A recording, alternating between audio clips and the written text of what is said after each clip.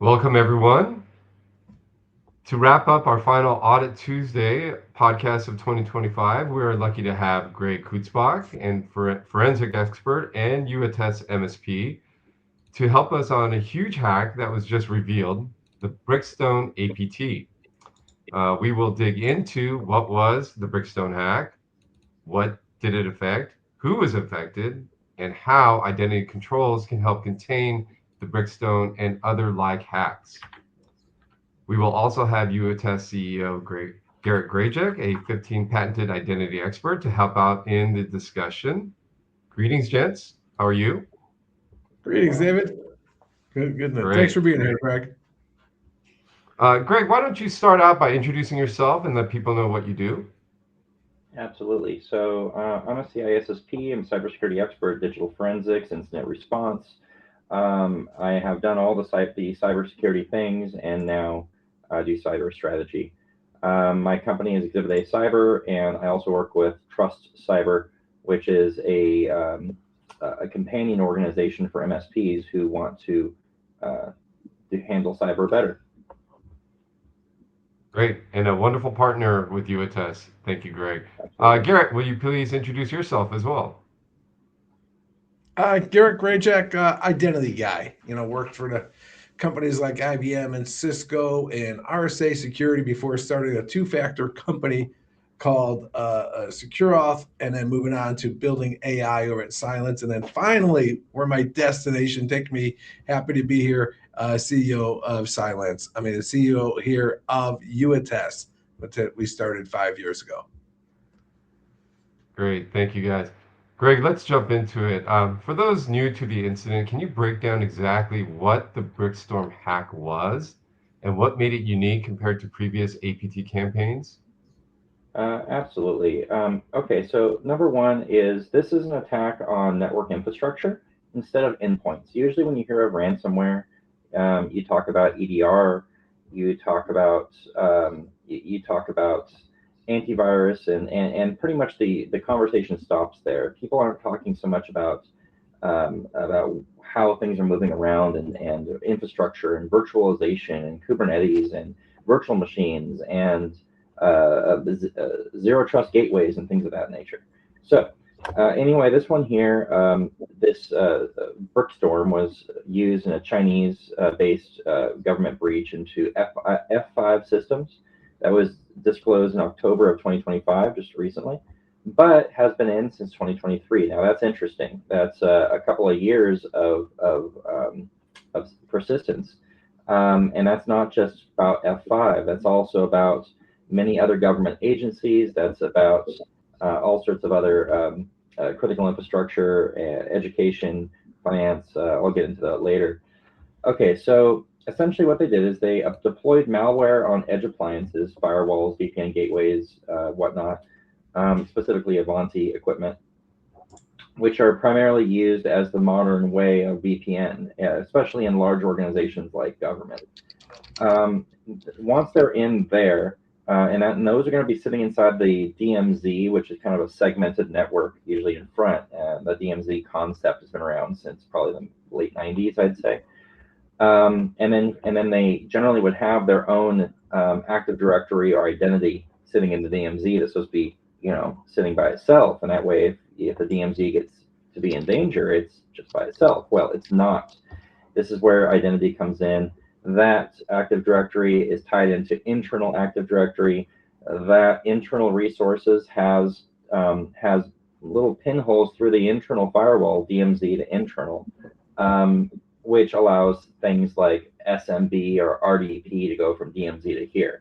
Now if you've managed to take over identity, then you can then use that to pivot over into the internal network over to RDP or SMB, or use, in the case of legacy networks that are using legacy protocols, you can also leverage secondary and tertiary attacks over protocols like SMB or RDP that can do more. Now, once you're in the network and you have that internal control, and you have the command and control that you've implanted on the external facing piece, you're going to be doing your best to not make noise. A lot of attacks that I've dealt with are basically smash and grabs, or like throwing a brick through a window. That's not the case here. You're going in, you're using existing identities. You're logging into the Avanti infrastructure using known identities, maybe some overprivileged users, maybe some users you know, along with using the weaknesses, as we mentioned, with those several different I can't think of the word all of a sudden. Those several different vulnerabilities that are on the Avanti. Now, once you're inside, you're going to be using things like DNS over HTTPS to hide any sort of attacker traffic that is part of your infrastructure. So that's encrypted DNS, which is typically decrypted. Standard DNS is UDP. You're going to be using things like a SOX proxy. So that way, once you're inside the network, you don't have to individually query all the other computers that you want to go over to. You just use the one computer that you've owned, and then you SOX proxy over to the various other pieces. So that's how you establish your lateral movement and your establishment in the infrastructure.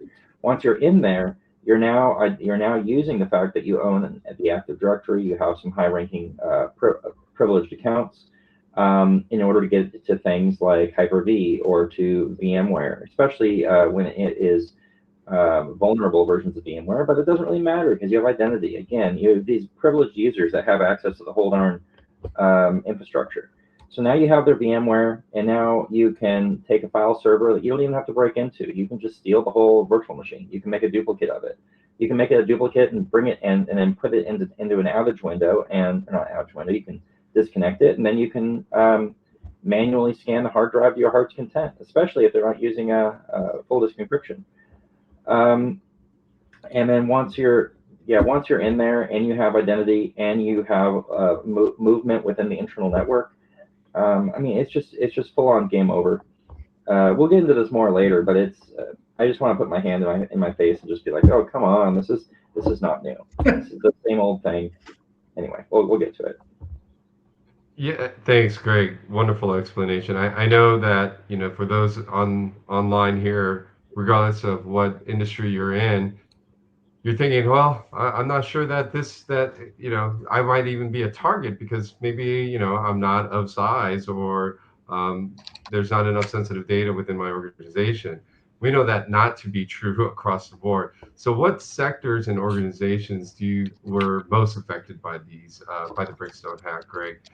Sure. And also, what patterns did you see in the attackers as to why they chose those targets?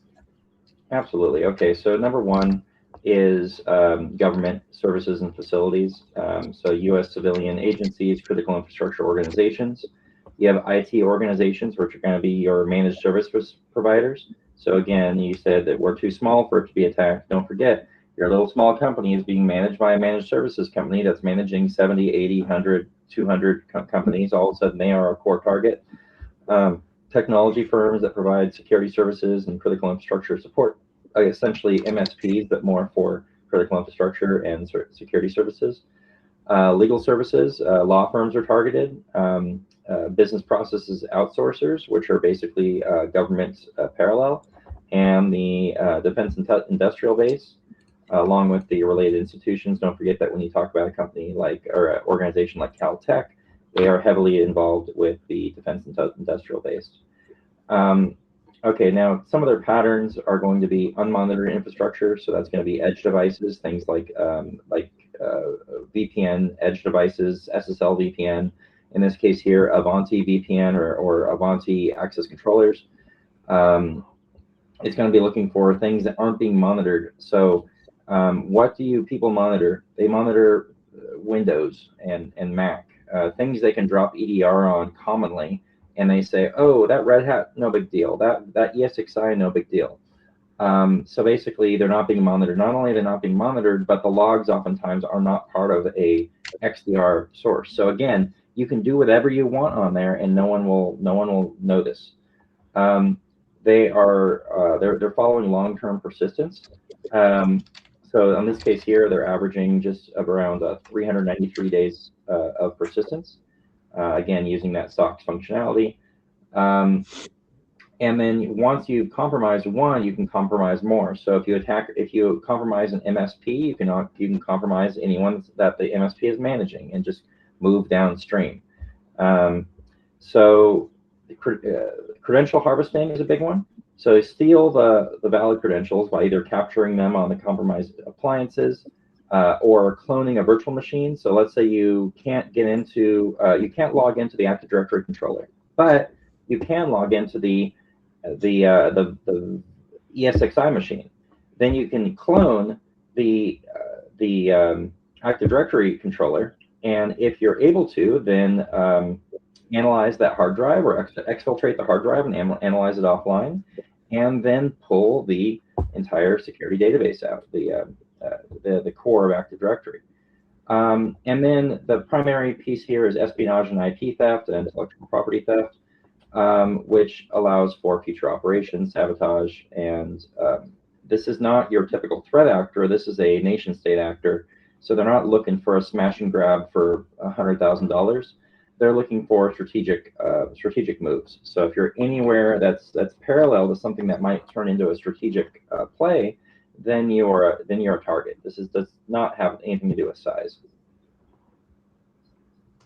Garret, I know you've got some thoughts around this as well.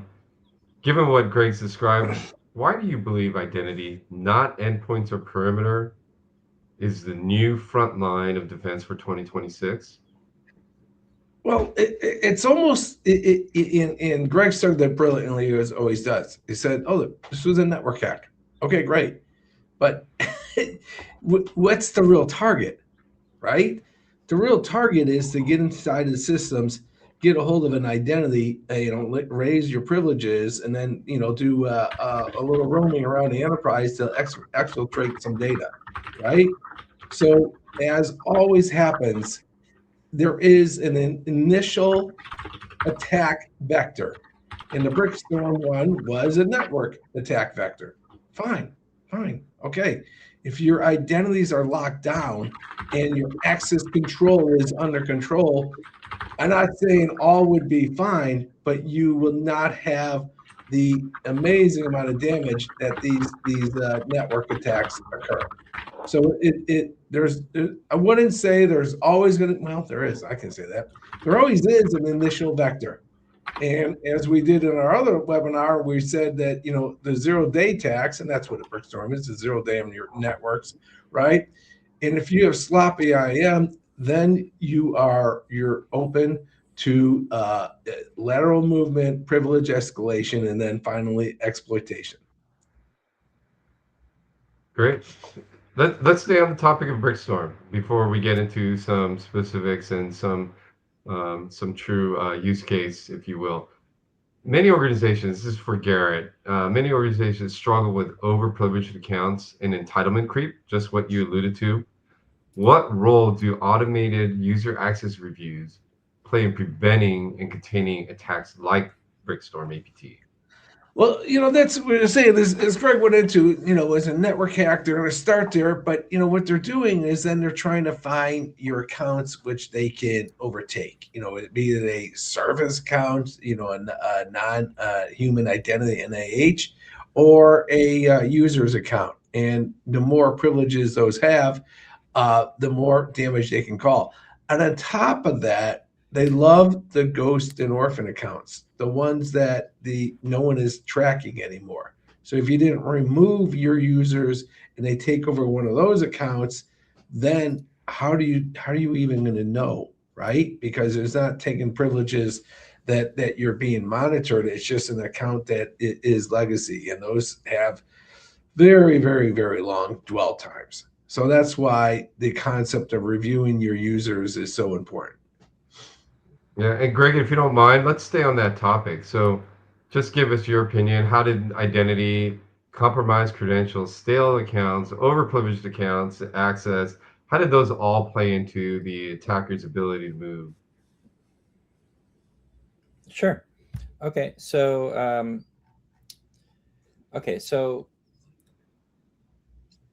if you are on the DMZ and you're in the Avanti infrastructure, let's just say, and you have root access into Avanti, and Avanti has connections into your LDAP system, which is LDAPing into the DMZ into the DMZ Active Directory server. Reasonably, any credential that you find in there, should that have the ability to log into a ESXi server or a vSphere server?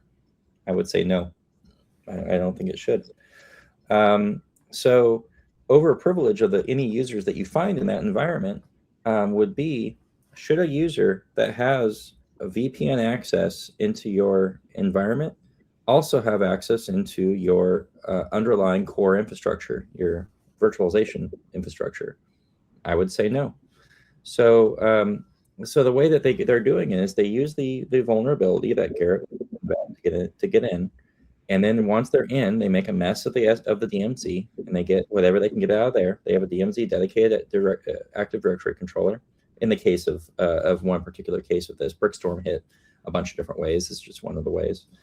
And then they use that with some pinhole connections out of the DMZ into on-prem, which, by the way, they shouldn't have had. But I just want to say just real quick, you have your Ivanti appliance. Your Ivanti appliance is supposed to have a trust relationship, a zero trust relationship back into your environment, and it does, probably, I'm assuming.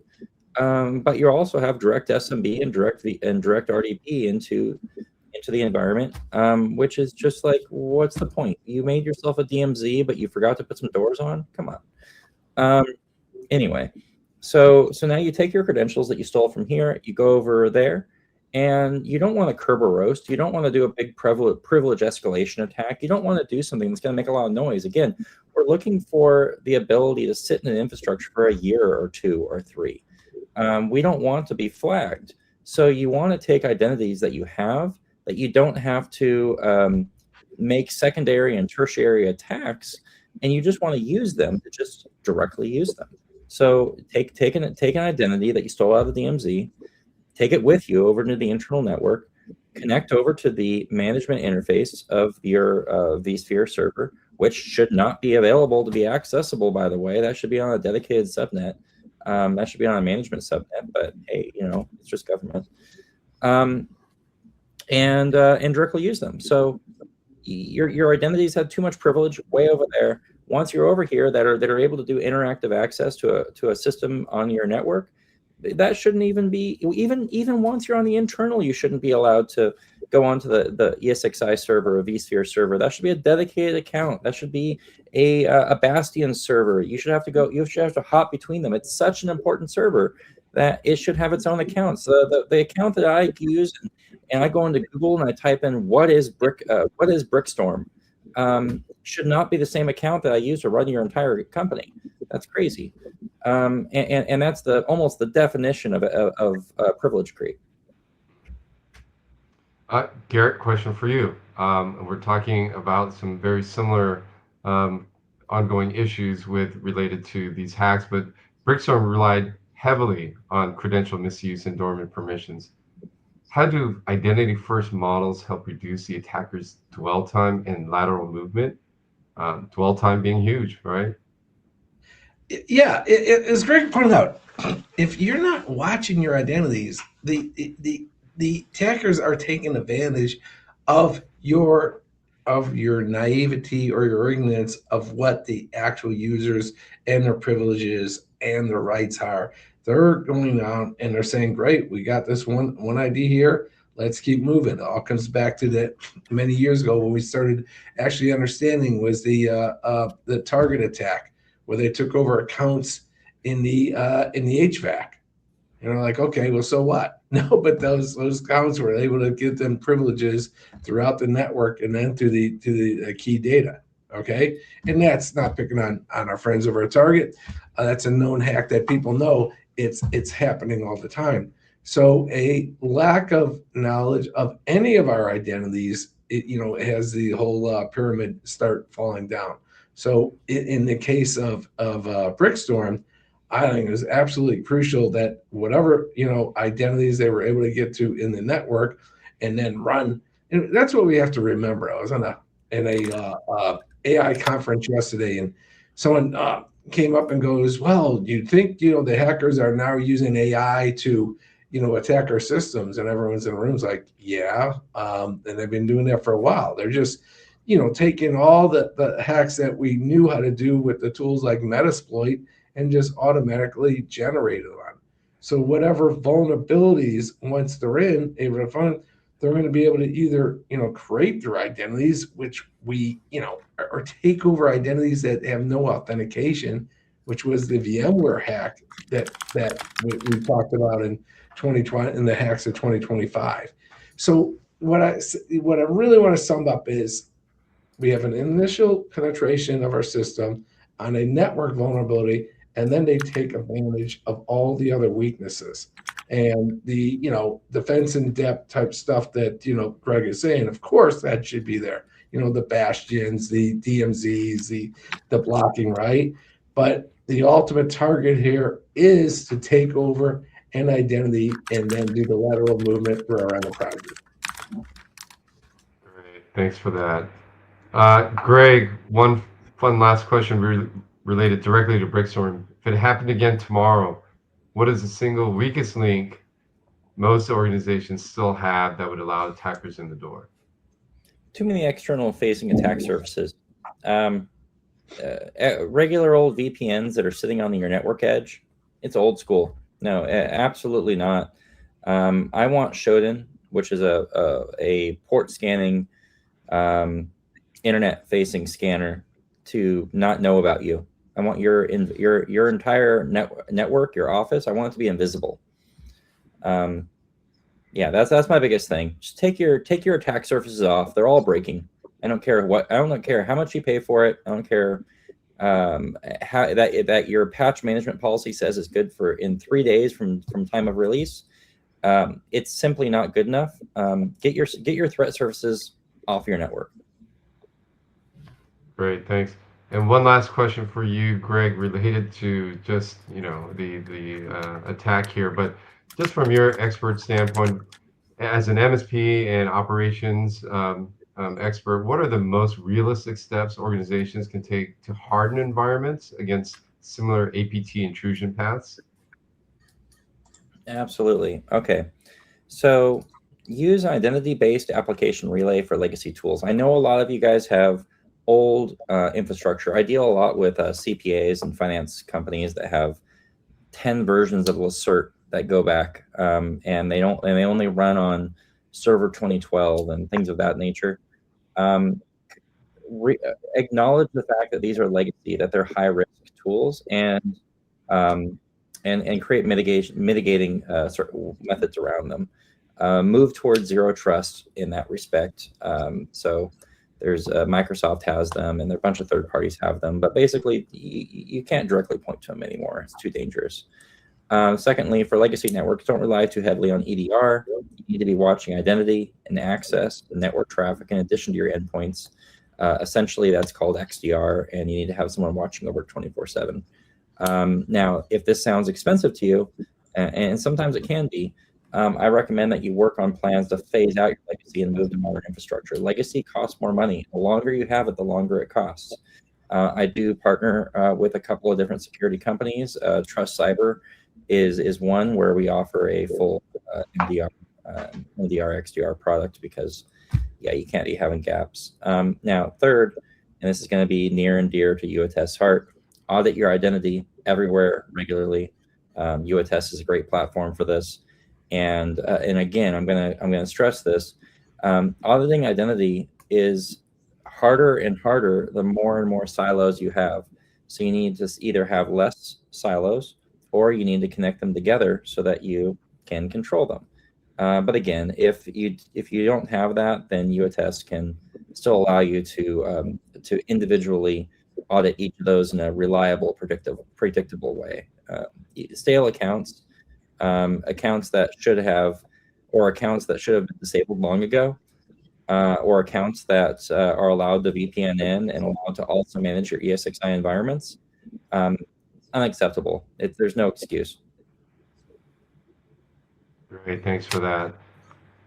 Garret, question for you. Looking ahead, and we kind of started off with this, and this was a point you made in the beginning, but looking ahead to 2026, just in a couple weeks here, What does a mature identity-first architecture look like?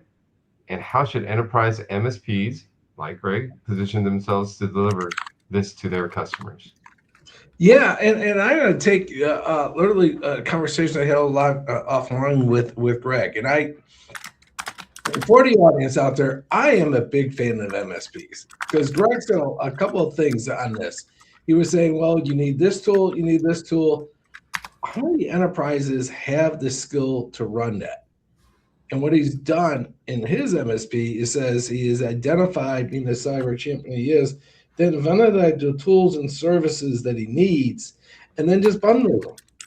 And that's just the way it has to be done now. You can't just say, oh, okay, I'll give you, identity reviews, but I'm not going to give you two-factor, or I'm not going to, harden up your network, or I'm not going to do, application or port scans, or you can't. What's going on out there is, and we've covered this in one of our other webinars, is yes, there's targeted attacks. There's no question there's targeted attacks, but a lot of these attacks are attacks of opportunity. Okay, where you are the lucky recipient of this attack because you just came across a scam, and therefore the automated and AI-based probably the automated attack simply shows that you're a vulnerability, and then they go hunting. And that's once again then where identities come in, because once you get in and you can take over account, how is the best way to get through the network and discover and exfiltrate is with privileges around an identity. Yes. Great insight. Greg, anything to add to that as, again, an MSP expert? I would say the number one thing, if I'm talking to other MSPs out there, I'm going to say that MSPs are really, really good at being operational, and they can be very good at security, but they need to tackle those as two different pillars. So I really recommend that you recognize that an operational MSP needs to have a security MSP in its organization. If you don't have the security MSP, then outsource. Give us a call, because we do a great job of standing behind your operational excellence to also bring a separate pillar that can make sure that's the same level of excellence. It's a different workflow, different thought process, different things keep us up at night. And we'd love to work with you. But yeah, make sure that you have security and operational separate. Great. And on that note, Greg, how can you be reached? Greg at exacyber.ai. And follow me on LinkedIn. I have a really weird last name, Kutzbach. So reach out anytime. I'm a very friendly guy. Great. And we at YouAttest can be reached at youattest.com, or just email us at info@youattest.com. Greg's information should be seen in the body here of the presentation. Also, there is a lot of YouTube. We have other presentations and webinars that are available via YouTube or LinkedIn, so please find those. Assessments available at youattest.com as well. We want to thank everyone for joining us for our very last webinar of 2025. We look forward to more in 2026, and Happy New Year, and best of luck in the new upcoming year. Thank you, everyone. All the best. Thanks for joining, Greg. Great job, David. All the best.